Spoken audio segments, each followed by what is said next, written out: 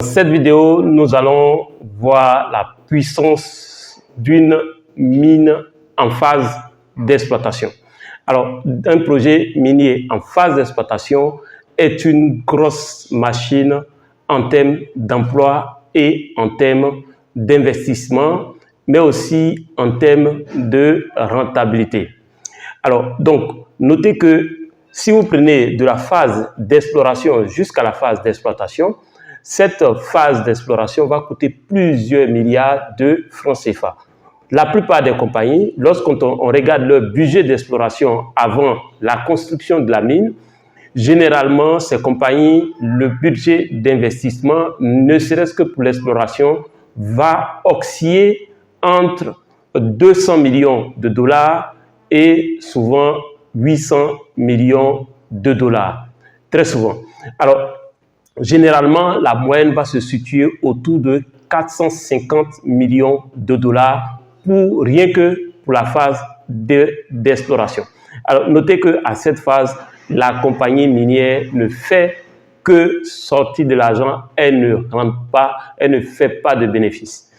Va suivre à cette phase-là la phase de construction qui va aussi nécessiter des dépenses à hauteur de plusieurs milliards de francs CFA, notamment plusieurs millions de dollars. Alors, mais notez que une mine en phase d'exploitation est une grosse machine d'employabilité. Déjà, si nous prenons les statistiques, en phase d'exploration, une compagnie minière va passer d'un seul employé à très rapidement à peut-être 200 employés en phase d'exploration. Lorsqu'on amorce la phase d'exploitation, la compagnie peut monter rapidement en puissance et passer de 500 emplois, par exemple, à 3000 ou 5000 emplois en l'espace de la construction et de l'exploitation. C'est une grosse machine. Une compagnie minière en phase d'exploitation ou une mine en phase d'exploitation est une grosse machine en termes d'employabilité. Ce qui fait des compagnies minières ou ce qui fait des mines pour les pays qui ont la ressource minière comme substance, comme matière première concernant leur économie, généralement, ne serait-ce que l'exploitation minière va occuper presque 10% du budget, voire plus national. Donc, c'est des grosses machines qui vont faire une entrée, qui vont faire entrer de l'argent.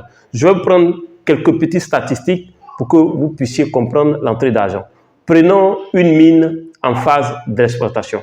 Généralement, de la phase d'exploration, de la phase de construction à la phase d'exploitation, si en phase de construction, la mine va engager des milliers de personnes, souvent jusqu'à 5000 personnes. En phase d'exploitation, il va avoir une petite réduction du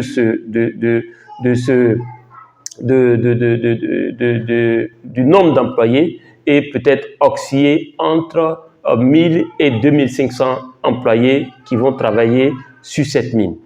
Alors, si vous prenez, faisons un calcul simple en termes de rentabilité. Prenons un sous-traitant qui fournit ne serait-ce que les sticks de café. Il ne fournit que du café. Imaginez 5000 personnes. Il ne fournit que du café à la compagnie minière. Donc, lorsque vous êtes sur un site minier, le café va être la première boisson la plus consommée après l'eau sur les sites miniers. Donc, supposons que vous avez le marché, donc vous êtes une compagnie sous-traitante et que vous avez le marché de la fourniture de café à la compagnie minière ou aux employés de cette compagnie. Imaginez pour 5000 personnes qui travaillent sur le site, regardez le nombre de tasses de café qui vont être bues chaque jour. Et donc, cela constitue une grosse manne financière pour cette entreprise qui a le marché de la sous-traitance en termes de café, par exemple, pour cette compagnie minière. Et donc, c'est une forte possibilité, c'est une forte, un moyen très important pour véritablement créer de la recherche dans les zones où ces compagnies sont installées. Prenons le cas de l'eau. Sur les sites miniers, l'eau qui est bue à 99%, c'est de l'eau minérale. Imaginez que vous fournissez le minéral à cette compagnie.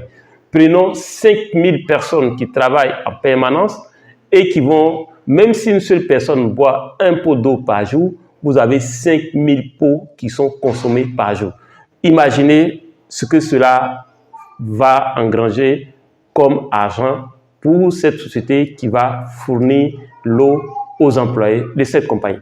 Les compagnies minières sont de grosses machines qui vont aider à booster l'économie, non seulement au plan local, au plan régional, mais aussi au sens de l'État. Alors, notez que les compagnies minières vont non seulement permettre aux sociétés sous-traitantes de faire rentrer de l'argent, donc de créer la richesse, mais aussi vont engager 5000 personnes, souvent 1000 à 5000 personnes. Si vous prenez 5000 salariés, non seulement si nous appliquons au contexte ivoirien ou au contexte africain, un salarié généralement va nourrir à peu près 30 bouches. Donc, 1000 salariés qu'une compagnie minière engage équivaut à presque 30 000 personnes que indirectement cette compagnie minière va nourrir. Les compagnies minières ou, si vous voulez, les mines en phase d'exploitation sont une machine infernale, constituent une machine infernale en matière d'économie, en matière de développement économique. Si nous prenons par exemple dans le cas des pays africains, de l'Afrique de l'Ouest, généralement, lorsqu'une mine ouvre, il y a ce qu'on appelle les CDLM qui vont bénéficier d'à peu près 0,05% du chiffre d'affaires de cette compagnie. Et donc, cette somme-là, cette manne financière peut permettre non seulement de financer des études, de financer des projets qui vont être au bénéfice des communautés. Sans oublier l'État qui possède au moins 10% dans le capital de la société en charge de l'exploitation, mais aussi l'État perçoit les impôts. Les compagnies minières, aujourd'hui, les compagnies, disons, les mines en phase d'exploitation, une mine en phase d'exploitation dans ton pays est une grosse machine d'employabilité, d'investissement et de croissance économique. Si cette vidéo vous a plu, faites-moi un gros like. Donc, cliquez sur le pouce bleu pour m'encourager, partagez au maximum, commentez, dites-moi en commentaire quelle est la proportion des compagnies, des mines dans l'économie de votre pays. On se dit à la prochaine vidéo.